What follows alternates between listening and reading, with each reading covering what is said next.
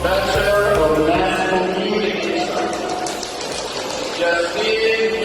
Apelia, Igor Bohol, summa cum laude. Ang kakugi sa tao maong yawi aron mahimo magmalampuson ug makabot ang damgo sa kinabuhi.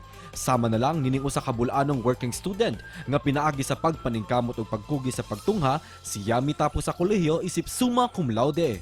Siya si Justin Bungaos Abelia, 24 anyos, lumad nga taga Tubigon, Bohol nga nakahuman sa kursong Bachelor of Mass Communication sa Negros Oriental State University.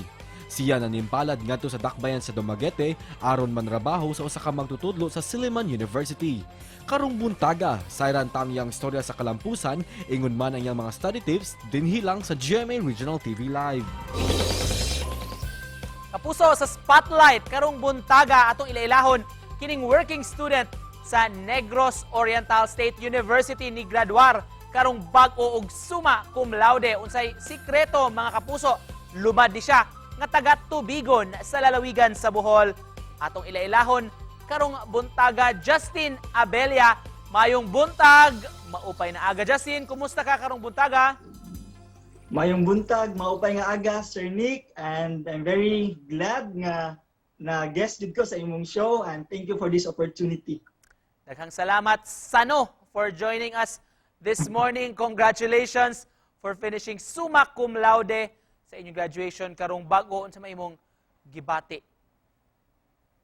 To be honest, Sir Nick, galibog ko sa akong gibati. Nalipay ko nga at the same time na pressure gyud kay suma ang expectation sa mga tao ba baling taasa, and wala lang po ko nagpadala sa akong pressure.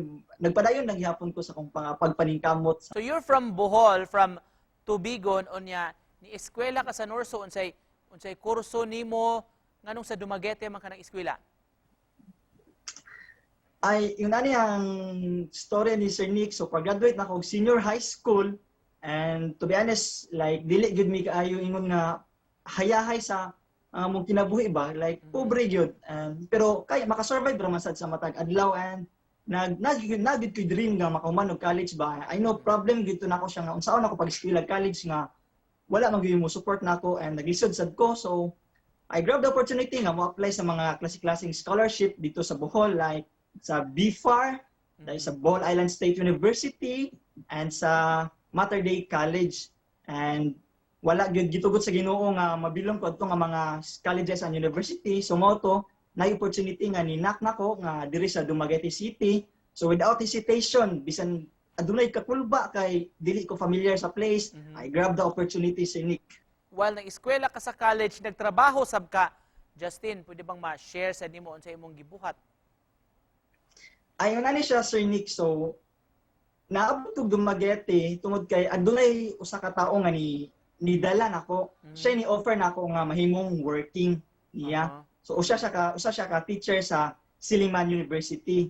Grabe gud ka importante ang time management, Sir Nick, kay aside from natay responsibility sa eskwelahan, sa atong pag-eskwela, nasa ko'y daghang responsibility po sa balay. So ako lang ang gibuhat, giles sa ligid nako ang mga social activities ba. Kaya kung focus na lang yun ang akong pag-eskwela, nga dili gyud ko makakuha ubos nga grades kay I know ga-aspire pod ko, Sir Nick, nga mo graduate pod nga with honor ba, and at the same time dili pod ko makasab-an sa akong giworkingan anak bitaw. Speaking of kini imong paggraduar with Latin honors, Justin, so may sikreto summa cum laude? Para ko gyud, Sir Nick, kay kugi lang gyud sa pagtuon.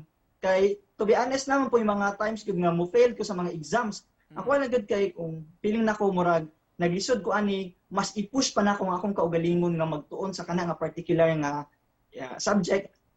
If mag-study gyud ta, lahi mo gyud ta kanang style ako kay mag-study ko, Sir Nick, kay around 3 AM. Mao gina akong study time 3 AM until 5 AM kay para nako murag dali ko maka-memorize ako mga terms anak bitaw, and I don't study na gyud afternoon kay di wala gyud mosulod sa kong utok ambot ana, so ari gyud ko sa sa dawn gyud mag-study. All right, to close this, Justin, message lang nimo nga mahatag sa atong mga kapuso nga nagtan-aw. Sa tanang mga kapuso nga nagtan-aw, nga ni-share sa akong story, nga ni-comments. Guys, daghan kayong salamat. And I was really emotional gusto pagbasa sa inyong mga comments. Thank you kaayo. And para sa itong mga kapusong estudyante nga kanun, nga kung feeling nila naglisod sila karon, guys, padayon ra gyud, padayon. And kung dili mo gyud nato malikayan nga mobati tagkakapoy, pahulay ra, but never ever out of the fight. And always remember, God is with us. Alright, daghan kaadjong salamat mga kapuso, summa cum laude sa Mass Communication gikan sa Norso.